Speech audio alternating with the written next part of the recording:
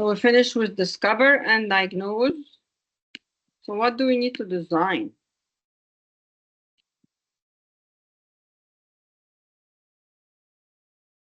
What do we need to design, guys? Our presentation. Yes. A solution for the fitting for the client. A solution? A solution for the Yes. customer needs. Okay, for how we will, okay, fulfill the customer needs. Okay. Anything else to that we need to design? Remember, I think Abdulman, he's the one who said that I talk to the customer, I comprehend what the needs are, and then on the spot, I do articulate that presentation on the spot. Yes, yes, we design based on the several customers' need, and we tailor our benefits on his needs. Yeah, but you already have a prepared prepared. Getting old is not easy. Previous prepared. No, prepared no presentation. pre-prepared presentation. Yeah, Pre-designed. Exactly. pre-designed. Yeah, why not going to the pre-designed? Okay, so expectation mapping. So you start to see, okay, how can I solve the problem of the client? How can I make a presentation which would be appealing to the client to fulfill and send a message to the client that I have a solution that would add value to your business, and specifically if it's quantifiable.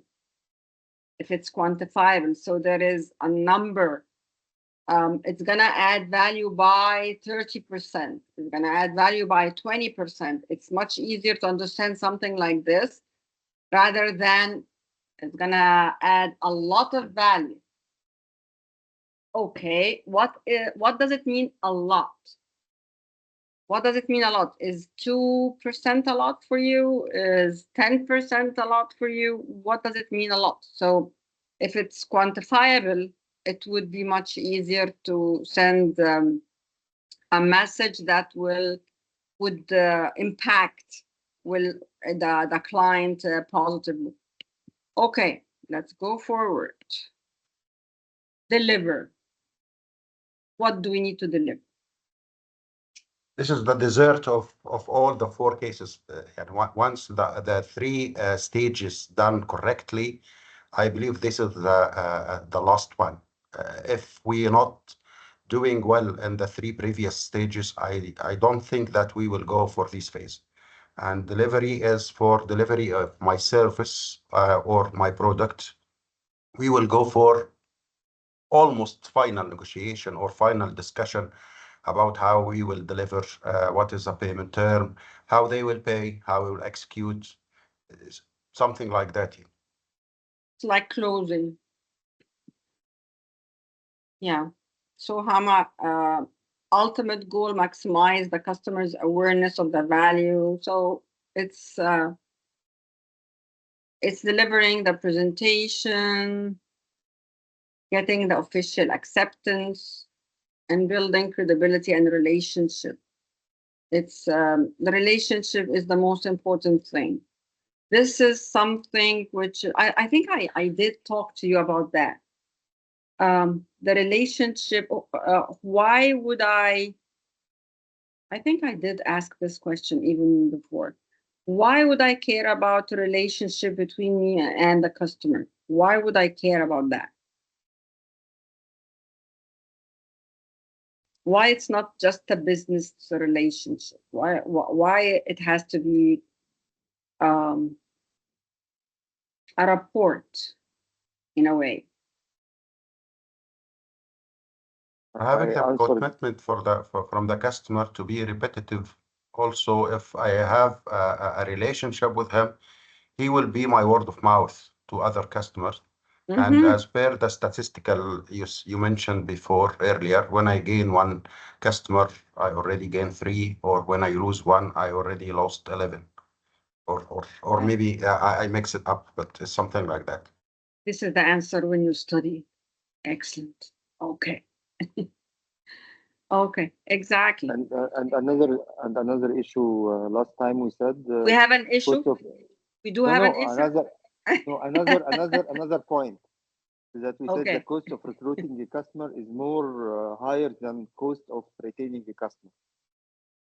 Yes, the cost of gaining a new customer is much higher.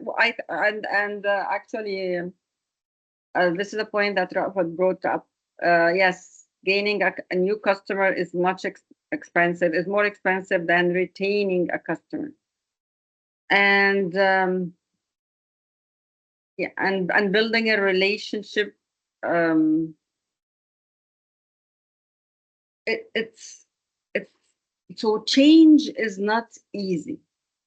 And if somebody told you that you have to be very quick in change and you have to be receptive to change, and otherwise you are behind or old-fashioned, and change is the theme of our life, this is not true. This is not true. Change is a change, and it is difficult to change. So this is normal. This is our nature. When we have our comfort zone, that's it. I don't want to change it. It's very hard to change it. So you have to convince me that this change is not going to bother me. It's not going to be difficult to me. I'm going to adapt to that change in a very smooth way, because it's very hard to change. And this is our human nature, which is completely normal. Completely normal. So no one can just flip the paper or the page and change.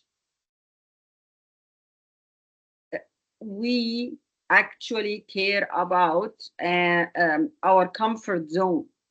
We care about being in our comfort zone. So to take me to a change, or to take me to need to change, you have to make this process smooth to me. Otherwise, you're not going to gain my trust. And if you didn't gain my trust, there is no relationship. I'm not going to come back to you. Okay? So this is something that you need to put in your mind. Change is very hard. Okay. Let's go forward. Collaborate to negotiate. The most important thing in negotiation, and you are experts in that, is to win-win situation. I can let you win and for me to lose. And I can if I won and make you lose, you're not going to be happy or satisfied customer. So it's better to have a win-win situation. So how do you do that? In your experience, how do you do that in negotiation?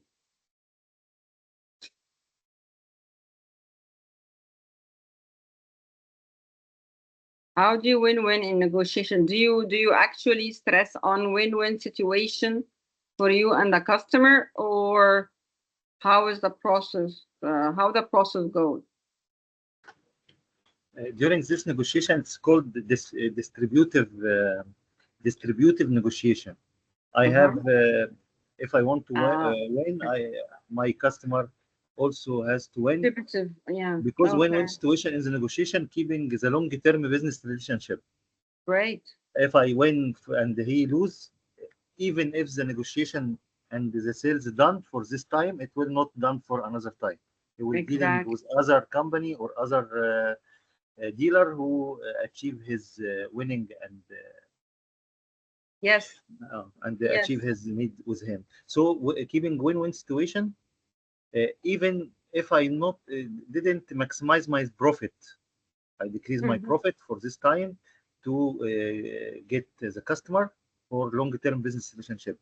So one pillar during the negotiation to keep the win-win situation, not achieving great win and lead my customer lose or losing profit or something like that. Or not being able to retain the customer. Okay. This is a story about a piece of pizza and two kids who are fighting for one pizza, which is pepperoni pizza with stuffed crust. I will send it in the chat because it's a long story, but it will make all the participants get what the meaning of win-win situation. And so it has to be pepperoni pizza with stuffed crust. If it's a yes, margarita, and the two kids fighting for the same pizza. This is a competitive. It's an example for competitive negotiation, not distributive negotiation. Distributive, yeah. Win-win, and the other one is win-lose. Zero sum and no zero sum. I just want to make sure of something. It has to be pepperoni pizza with stuffed crust. It cannot be margarita or any other kind of pizza. According to your appetite. Just checking. Yes, yes. Okay, excellent. Okay, so information. Professor, there is yes. Another pizza. I just need to highlight something. No, yes. No, because pizza. I like pepperoni, okay. so no need for another pizza. I like pepperoni. Okay, as long as it's halal pepperoni, I'm fine. That would be great. The problem that most salesmen are facing now, that the customers themselves are taking selling skills and negotiation skills. Okay, so for example, our doctors and our pharmacists, okay, they are taking the same courses as we are taking now. Okay, so how do you face that? How do you deal with that? It depends on the who have the better knowledge. Of course you, because it's your product. Exactly. If I'm not prepared well about the knowledge, I will fail in my negotiation actually, and this happens a lot. Because nowadays our customers are more educated than before about these techniques. So it got whose better persuasive skills have, because the sales process all depending on the human's interaction and persuasive skills. So if even most of us are knowing to how to drive a car, but what differentiate between a good driver and the normal driver? So it's skills, talent. Not only education. Yes, education is reinforcing this it's the fundamental. talent. It's yeah, just but it's basically in your personality, in your genes. Yeah.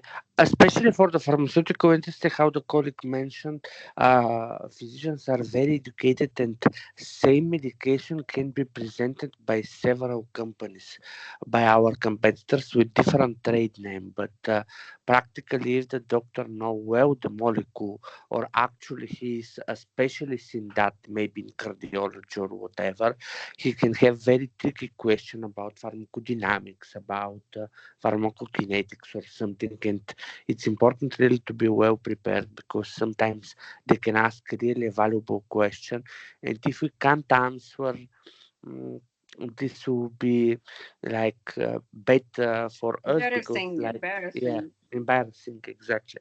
Of course, sometimes we can explain that we need to make additional checks if it's a really very tricky question or very rare situation, but we need to be very well prepared, because we cannot expect that we have unique product, similar products or same product with different trade names.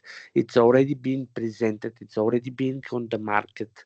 So additionally, a lot of them are reading a lot of articles about new products, about new treatments, about new combinations and stuff like that. So we need to be really very well prepared. Okay. Yeah. So the only thing I got from what you said, it became tougher and tougher now. Yeah. Currently, I'm not working in that in the pharmaceutical field, but not in sales or marketing. But I was medical representative before 5-6 years, and I still have some memories. I can see they are good memories. I can see that. Yeah, I was for over 2 years in 2 different companies doing that, so I have experience. In how many years? And how many years? I had totally 2 years experience, In and two companies? that was like 5-6 years ago. 2 years in two companies. 2 years in two companies, yeah. Okay, But it was 6 years ago. Now I'm in a CRO company working with clinical research and different. So you didn't like that field? Not didn't like, but there was a lot of traveling, a lot of okay. So something else besides dealing with customers. Exactly. Okay. And in the beginning, it's interesting, but with the time, you realize that boring. Yeah, a bit, and especially because sometimes maybe can be winter, sometimes the weather can be not good, but if you have arranged meetings, you can't just skip them.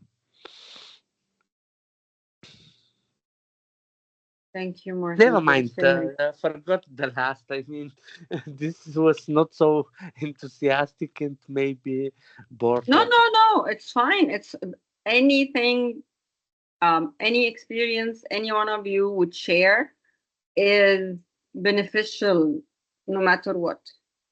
So thank you for sharing. Okay, so collaborate to negotiate. These are the steps for the negotiation process. What do you do pre-negotiation? What do you do? So 3 steps for negotiation: pre-negotiation, negotiation, and then post-negotiation. Tell me, what do you do, guys?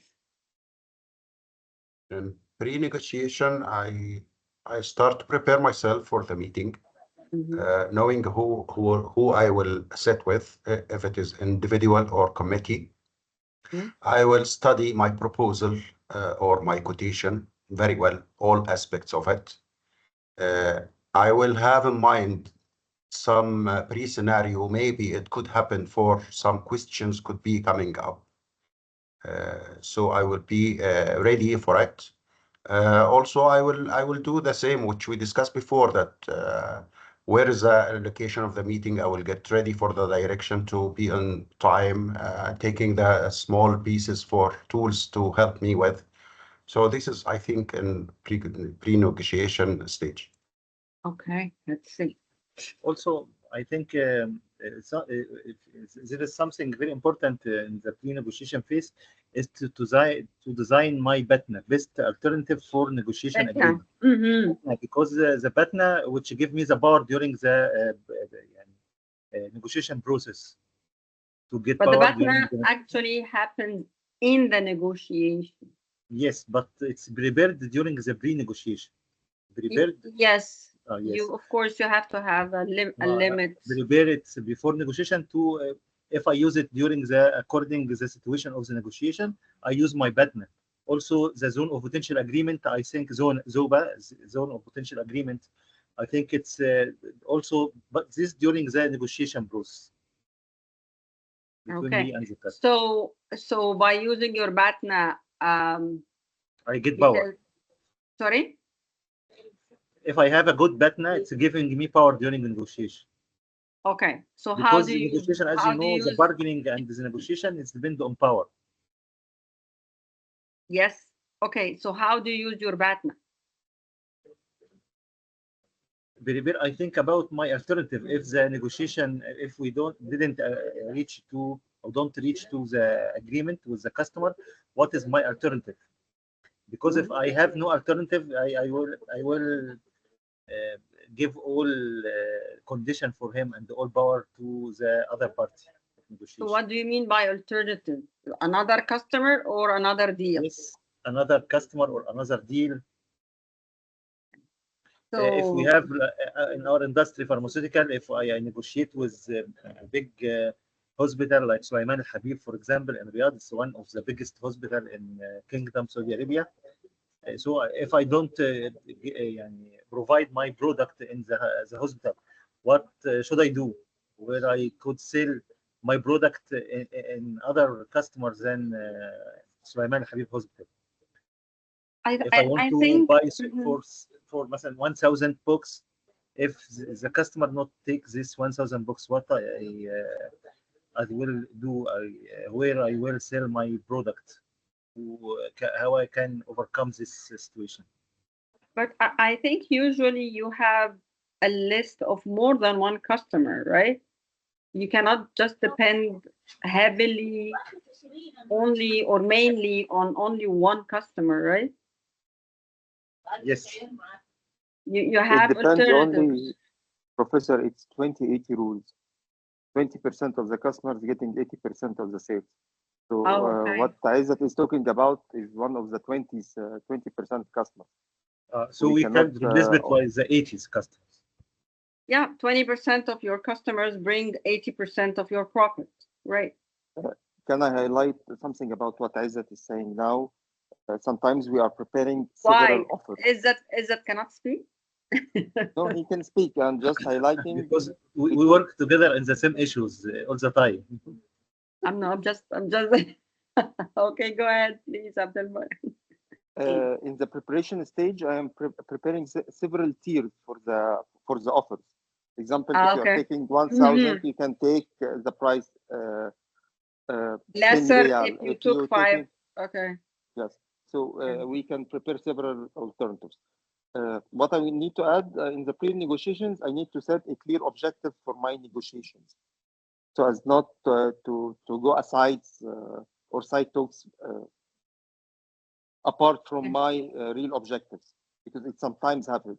If I'm not having a clear objectives about what I want from the customers, the negotiation will fail is a long by far, and it happens a lot actually. It happens a lot. What? You lose the customer? Losing the negotiation at first because I don't have a clear objectives or a clear plan for the negotiation.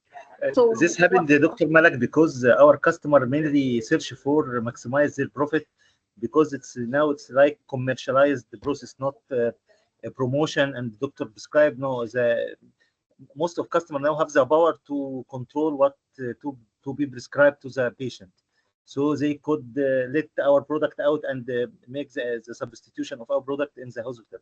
So it's now commercialized process, not promotionalized process like before. I have another opinion because it's pharmaceutical and mostly all the products are the same. With a little bit tiny advantages, which I actually heard from a real client in Canada, and also with the inflation in the economy, people would go with the saving path more than the spending path. So because prices are too high now comparing to before. And with the inflation, people goes to saving more than spending. So all of these combined are constraints in your negotiation. So to gain a customer, you have to have in such a field, you have to have alternatives, many alternatives, so you don't lose that customer because you know that there is a substitute for your product, so you need to work hard to win that customer. Right?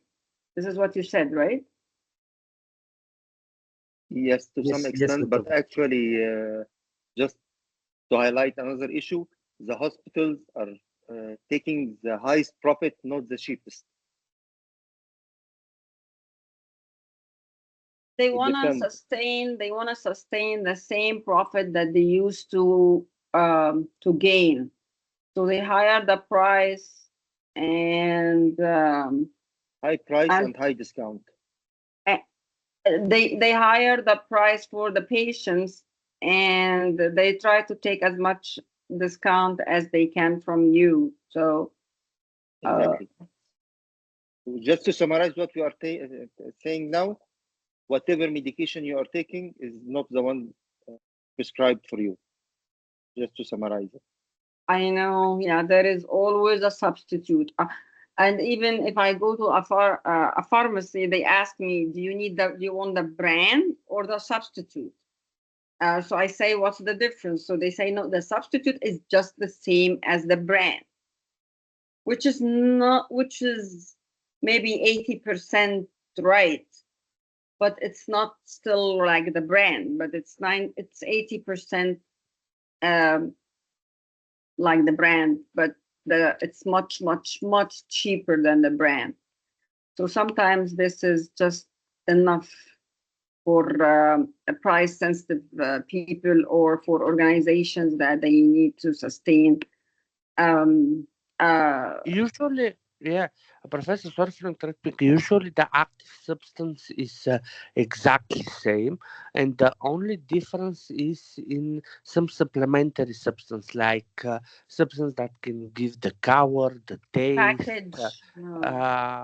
Substance. No, I'm talking about the product, not of course the package and other things are different. But I mean, the medication it's same as active ingredient, it's substance, but the only difference could be in the supplementary materials that are inside using in the tablet that can give the taste, can give the color, can give are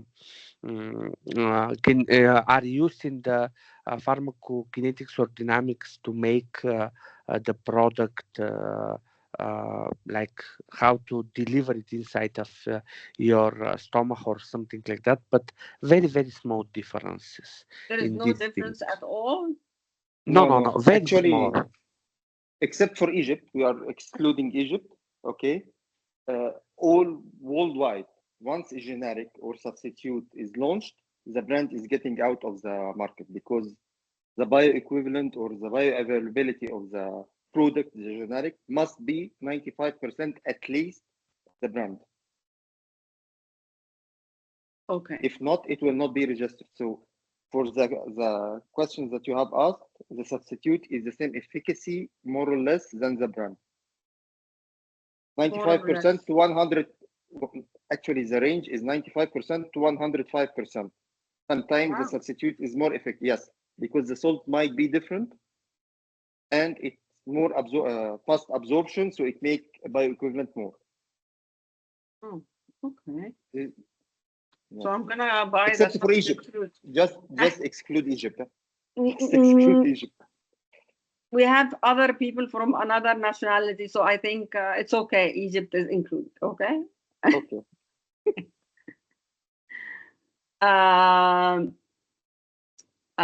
Okay. So see here in pre-negotiation, identify an offer that is high than your pre-negotiation goals, which like what Abdelmonem said, which is go with the higher price so you can have this limit of negotiation.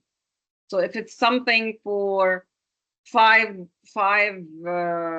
reals or something, and you go with 10, and then with the negotiation, you come to the price that you already set for your product. But you go higher, so you give some, at least you let the customer feel like they achieved something, you know, this feeling that they achieved something, they negotiated and they made the price less.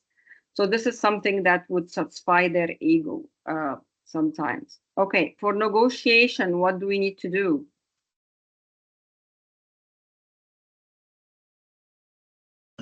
Bargaining is the main step in the negotiation. Yes. Bargaining and get power. Sorry, what came before the power? Bargaining and yes, try to gain power to reach to zone of potential agreement. Okay, gain power from whom? we discussed this point before with BATNA alternative and something like that. But in this stage, I try to use my power and decrease the BATNA of my customer. I have BATNA and my customer has also his BATNA. He has the alternative as I have the alternative. So if we could to reach to zone of potential agreement, the agreement will be done. Okay. It's here. It's a play or game of power. Game of power is during the negotiation phase. How could I be more powerful than his BATNA? And he is trying to provide me his BATNA to be more powerful than my company. So the bargaining, this game is try to how to use to the zone of potential agreement here to do the deal or close the deal. Yes. I think the negotiation has a lot of models. I talk about the model of which we have to use it in our company. So it may be different language or different steps, but in the negotiation step in my model, I think the most important step is the bargaining, using my power, my BATNA, and decreasing the power of BATNA of the customer to reach to the zone of potential agreement. I don't think it's not decreasing his power as much as convincing him that your power is really worth it. Yes. Creating the value. Exactly. Yes. First of all, I will make it not personal in the discussion. So when I got frustrated from a question, I will not let my emotion drive me. Secondly, I will discuss in a way using all my skill power to persuade my customer and to convince him that we reach a common ground. We met in the halfway, so he will not feel that I broke him, and also I will not feel that I have been deceived. Exactly. So, yes. This is a very, very sensitive. Like the BATNA that Abdelmonem, I think, who mentioned it. It's a very, very sensitive point that you want to reach. So you did not get deceived, and the same for the client too. He did not got deceived either. Okay. Avoid getting emotionally involved. Oh, I like that guy. You know what? I want you to get this product. I'll give it to you. You know what? With this and that. So actually you got involved. Of course, this is not, this is rarely happen with you guys. But still it happens. Okay. Post-negotiation, what would you do? Yes, Martin. Professor, no, this is Muhammad. Abdelmonem. Which Muhammad? Yes, okay. Yes, Abdelmonem. Regarding negotiation, there is some tricks in negotiation, like choosing the place to negotiate at. If I'm negotiating at his office and he's behind his office and I'm staying in front of him, he's in place of power than me. So if I'm going to the customers, it's better to meet or negotiate in the meeting room, or I get a neutral place to avoid any power, because he will be at his comfort zone and I'm out of my comfort zone. Place of choosing the negotiation is very crucial. Yeah. Well, this is a very, very, very good point. Yeah, it is. Yeah, when you meet the client in his office and he's in the center of the room behind the desk, yes, he has his location and his position in the room adds power to him, of course, or to her. Yeah, so we need to be on, or we need to be equal in the position. So same chair, same table, same location. Yeah, same position. Okay. How about post-negotiation? Party time. Okay, so party time. So let's so like what? What do? You do a party with the client or a party with your colleague? No, party with my staff who's paying too much effort to gain this sales done. So it's sometimes depending on how big of the sale a small project, maybe small cookies, sweets, or something like that. If it is a big project, We get a cake, a big yeah, cake. or sometimes you make a party, real party. Nice, excellent. Okay, so party time. Anything else? Yes, I think plan of action about the negotiations and follow up the implementation of what we agreed on the negotiation. So follow up and plan of action. And before celebration, also we have to analyze the negotiation. What's happened? Lessons learned. If we achieve the objective or not. What is the recommendation for next negotiation? What's our notes about the customer? What's our analysis for dealing with him for another time? What worked and what not worked? How to excellent the process for the next time. Do you document that? And document, yes, document and close the deal with documentation. No, I mean, do you document the lessons learned from each sales pitch, or how do you make a database about what did you learn or what mistakes did you do and what do you need to avoid next negotiation? How do you do documentation? Documentation is different according to the level of the negotiator from our company.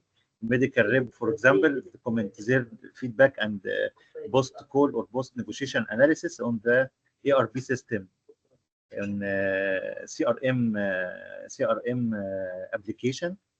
They have to put this post call analysis after visits or negotiation. CRM, which is customer relationship management application. Yes, it is the application where I put all data about customer. What is happening? You add this to the customer relationship management system. Yes. Lessons learned about this customer. Yes. Oh, nice. Okay, so you add this to it. Okay, so next time when you go and negotiate with that customer, you read about that customer and what happened with them. Even this medical rep or the salesperson change his area, the other one or the new colleague can learn about the customer before he go to negotiate him. So we don't miss the data. It's also as a knowledge management system for the customers. So, but these are reported and documented, right? So it's on the system. It's a database. Okay. Yes, database. Yes, about the customer. Okay. Excellent. Nice. Another issue here, Professor, in post negotiation, if the negotiation is not successfully, I must identify why it's not successfully to avoid in next negotiation. This is one of the key issues in post negotiation, because not all negotiations are successfully actually. Of course. So I need to identify why it's not successfully. It might be in the pre-negotiation, I didn't prepare myself. Might be his wrong customer, so I need to find another prospect. Or I did not satisfy his needs, so I need extra data about my product. So I need to identify exactly why the negotiation have failed. The real problem for not successful. This is very good. This is very good. So you do revise what you already did and negotiation analysis. In negotiation analysis, yes, yes. Thank you. Lifesaver. Okay. Trial closes. So this slide is about if you fear closing, try to do it, rehearse it. Try to rehearse it by yourself, so you don't get panic in front of the customer. So it's important to close through the sales presentation using trial consistently closes and various techniques. So you keep repeating that, you keep repeating closing but maybe in different techniques, and see which one will click. What else? Using statement instead of questions. So don't what do you call it? Integrate, not integrate, sorry. Integrate, I think. Yeah. Don't just always give questions to the customer as if he's in a police station or something, or he did a crime or something. And sometimes this technique actually annoys the customer. So make a statement rather than asking a question. So do you think, so give me an example. So you listen more, and from listening, you can get a statement. Okay, so you said you don't like this. Am I right about that? Because you mentioned it 5 minutes ago. It's like a question, yes, but it's not that direct question. It's just you're asking if this is what he said or not. So it's just a feedback somehow. And it depends more about listening than speaking. So less questions and more about doing your homework. Okay, let's go ahead.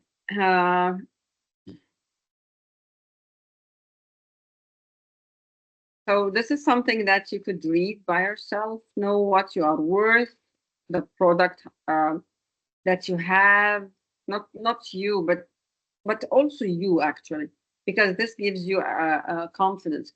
Do you know about? Doctor, I think this is maybe because the title is negotiation to win for your job offer. Maybe this is for job offer. Yes, not for a product. Yes. This is for myself, selling myself. Exactly. Yeah, you are right. This is for your job offer. Still, also, if you are going to sell something, you need to be confident about how much you're worth and your experience and how good is your product, because this will come out from your mouth. It will show how much you are confident about your product and your company, and how much you are convinced. Because if you are not convinced about what you are selling, you won't be able to convince anyone. So somehow it could be could apply. Okay, I'm gonna I don't think you are looking for a job, so I'm just gonna flip that. Okay, follow up. Follow up is something that we miss in most of the Arab countries. The follow up, because with the follow up, you keep the relationship. You show that you care. You show that it's for adding value rather than just making a business. So this kind of checking on the customer or sending a customer a card in some of the occasions because of the CRM, this keeps the relationship. Okay, so he remembered us. Oh, this is very nice of him. Oh. So yeah, go ahead. Somebody want to say something? No? Okay. So when we bought we bought a big thing of furniture from one of the shops in Canada, and then we got a mail, actually a card from the sales representative in the shop, that thank you so much for this and that, and oh wow, very strange. We're not used to this. So why would he do something like this? Why would this brand and this store would encourage their employees to do something like this? Because they want to retain customers. The follow up. the follow-up. If there is anything that you need me, if there is anything that I can do for you with the product you bought, if following up is extremely important. Extremely important. And this is how you can sustain the relationship. Keeping the door open for next visit. Exactly. Exactly. And make it smoother. And it's gonna make it smoother. It's gonna make it different, more friendly. It's gonna make your work easier. Okay. Areas that require follow-up. These are the areas. Sign contracts, schedule delivery, and confirm that it was made correctly. If you promise something, you need to fulfill it. If you promise. So now I got Muhammad Hamza for Nearpod quiz and Muhammad Izzat for Nearpod quiz. So I promised them that I'm gonna add these their grades. If I didn't do that, what do you think they will think about me? Oh, okay, so she's not concentrating enough. Oh, she forgot about us. Oh, she's too busy to remember us, right? Something like this. Oh, I will have to remind her again, right? Right? Am I wrong or right? No, Half. we think all the good about you, doctor. Thank you. Okay. I'll take it, no worries. So the schedule, and if there is a training required, or the client needs to train his employees or her employees, so this has to be always followed up. I need to feel that you did not just get rid of one of your products. You are here for me to add value to my business. You are a business partner to my business. You are backing me up. Okay. So by following up the schedule, the contract, the delivery time, the specs of the materials,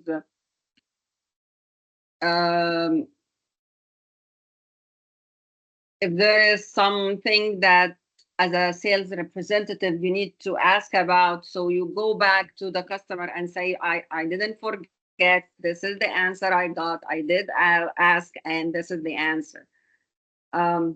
Generate invoices. One time I had in Canada, you have to claim your taxes.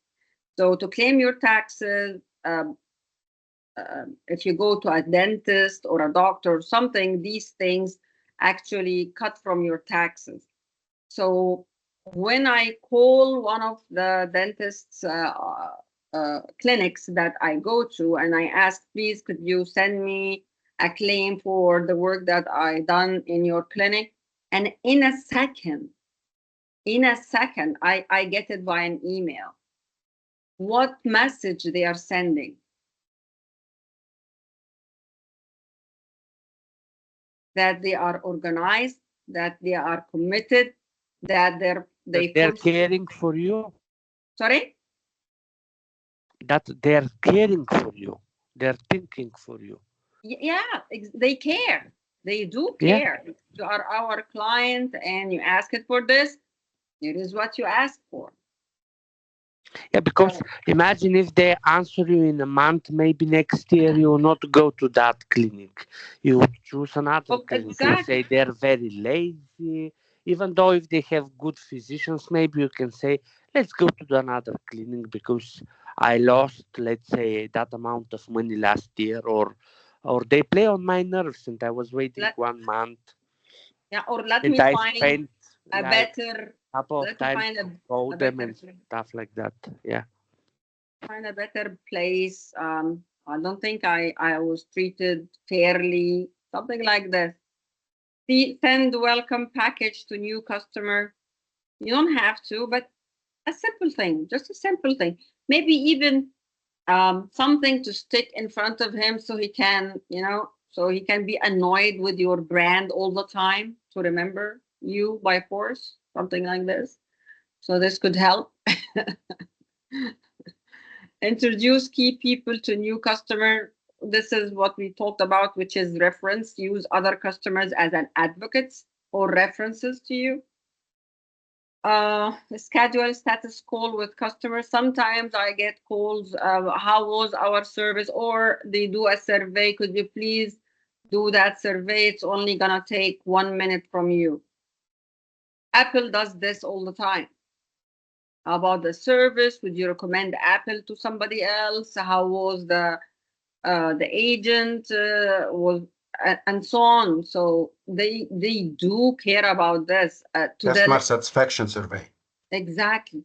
To the extent that even the sales representative in the store asks us usually when we go, could you please do a survey for me? Could you please write something nice for me on the website of the company? And they gave us their name and how we can reach the website. So it's customer satisfaction is highly important. And this follow-up, this touch that you can add with the customer, it's gonna make a big difference between you and another sales representative. This little things. Can I say a story about this, Professor? Yes, please. My wife was in England. Your wife? Okay. My wife, yes, and she had the iPhone. The iPhone is not working. Okay. And she had in her bag the iPad, and she has the AirPods. Okay. And she has. So she has all Apple yes. devices inside her bag. Okay. Yes. Okay. So she went to the store. She went to the store and she said that my Apple is not working. The customer service said leave it for us for 1 day. The phone? What Apple product wasn't working? iPhone. The iPhone was not working. Yes, and she was in England, so she doesn't have any spare phone. So she went to the Apple store, and they said leave it for us for 1 day. And next day she went there. They said it's it's not repairable. Yes, it's not it repairable. Can't be repaired. Okay. Yes, but say since you are an Apple customers and we cannot let any Apple customers go with sad, so they just asked her to get another used iPhone from them, the same brand, the same was iPhone 10 X. So they gave us as a gift from Apple Store, and they said no Apple customer can go outside our store sad. And they did not take the mobile for her price. Oh, they did not take the old one. They gave her another one for free. Yes, it's refurb. It's the one that retaining customer. No, refurbished. No. Refurbished. Yes, this one. Refurbished. Refurbished. This is some devices. Sometimes customer return it for a malfunction. It's a small issue. They replace it to the customer and correct the malfunction and start again selling it. Or sometimes it's the demo one on the stores. They sell it at the end of the campaign. So did it work well then with her? Yes, it worked. It stayed for a long time. For 2 years till she changed it. But since this incident, she didn't switch from Apple anymore. Neither do I, actually. She's already one of the loyal customers to Apple. She has AirPods, and she has the iPad, and she has the iPhone. She's already a loyal customer. Yes, but sometimes she had another phone for Samsung, but nowadays both of her phones are iPhone. She never switched from iPhone since then. I'm gonna get very good. Very good customer service. Yes. they are actually one of the best customer service ever. Yeah, and they are always there for you. And when you buy the guarantee, what do you call it? Apple Care, where when you buy the Apple Care, they are always there and they do their best to help you all the time. So I know that they back me up. I know that there is somebody who I can depend on, and I could go and ask for help anytime. I know that with Apple. So it's also some yes. pharmaceutical company dig more for the follow-up process by designing patient educational programs which engage patient with doctor with product in educational program about the product, and always update customer doctor with the result of the educational program, and something like that. It's give long time of follow-up after using the product. Oh, but do they use these patients as for experiments or something, or just normal patients? Not experience, but it's used to learn and teach the patient how to deal with the disease, how to deal with the product, so what is the symptom, what if any risk factor happened in any time, how to the best way to so it's a patient support. Yes, and it's learning the educational program about his disease, about his. But this must customer be also with the patient in this program. But this for what Aizat said now, there is I have worked in the psychiatry field for a long time. Okay. Wow. Okay. For psychiatry medications, actually treatments. Okay. Okay. We have in Middle East stigma about psychiatrist doctors. Stigma wasmat in Arabic. That if I'm going to a psychiatry, a karma. Okay. Okay, so some pharmaceutical company make a campaign, anti-stigma campaign, that going to psychiatry is like going to an internist, is like going to an ENT. So we are increasing the patients to the doctors themselves. We're making awareness about the diseases, and it's not stigma, it's normal, its prevalence is high, like diabetes, like any other disease. Okay, okay. Let's go for, thank you so much for sharing. Okay, so follow-up would make a difference between, even if the same product are sold by competitors, follow-up is actually gonna add huge value to the relationship and to retaining the customer. Okay, so customer satisfaction isn't enough. We need the feedback of the customer. This would show me that you do care. Okay, and then the customer will be an advocate. Okay, so because we are 22 minutes after our time, I think we can't take the quiz now. But for whoever won't be able to attend, it's completely fine. I can do it to them when they can attend. Okay, so I don't want you to worry about if you are here or you are not here. When you come and attend, you ask me to do it again for you, and I will do it. Okay, so not to do it at home. You cannot do it at home because it depends on my password. Got it, yeah. So just like the Nearpod one, but the Nearpod one is something that I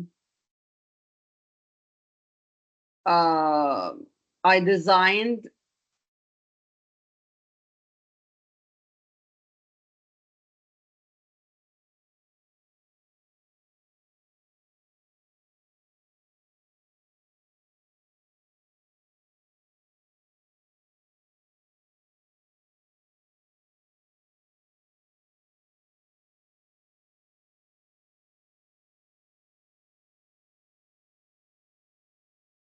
Dr. Malak is gone, right? I think some technical issue is there, or I don't know. I think she's out now. هي لو في مصر الدكتورة ممكن تكون الكهرباء قطعت. احتمال كبير. Yeah, mostly there are power cut in Egypt now, mostly. On the head of the hour.